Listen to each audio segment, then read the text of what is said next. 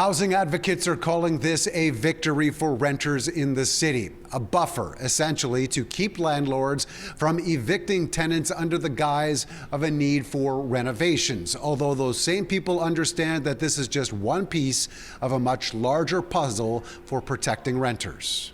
For many tenants, this renoviction bylaw will prevent them from being wrongfully, illegally evicted from their homes.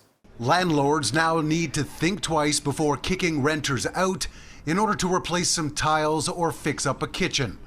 As of July 31st, new rules in Toronto say property owners need a special license before starting renovation that requires tenants to move out. Fairness will be the very baseline of everything that happens. You would have to prove that you really do need that apartment empty. Landlords will also be required to provide tenants with some sort of temporary accommodation or compensation in the form of monthly rent gap payments.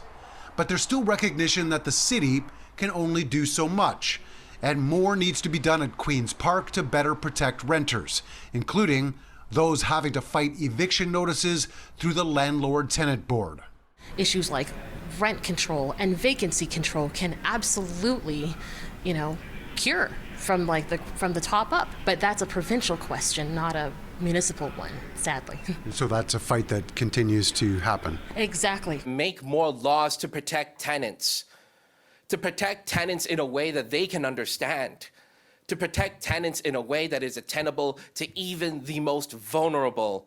An education campaign was launched by the city in April to better inform landlords about the new bylaw, with slogans like "New hardwood shouldn't make a renter's life harder," knowing full well that the intention is almost always to find new tenants willing to pay much higher rents. Far too often, landlords try to take advantage of tenants who might not fully understand their legal rights.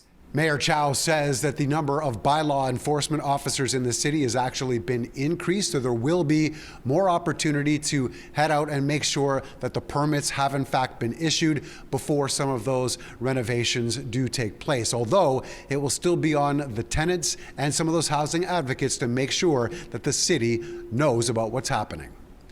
Mark McAllister, City News.